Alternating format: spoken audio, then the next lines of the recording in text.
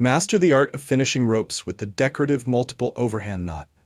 Looking for a quick, stylish way to finish off a rope end or craft a perfect tassel? The Multiple Overhand Knot is your go-to. In this tutorial, I'll show you how to tie this simple yet elegant knot in just a few steps.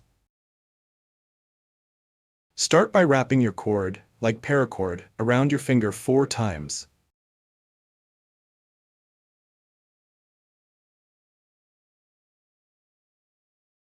Ensuring the 4th wrap crosses over the standing part. Carefully slide the loops off your finger, keeping their form intact.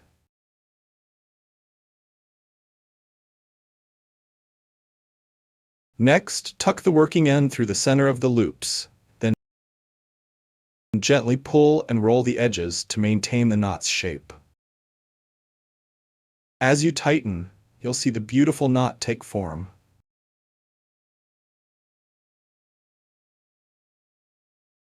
Adjust to your desired firmness and trim the tag end to finish with perfectly even tassels. Whether you're crafting or securing rope ends, this knot is a game changer.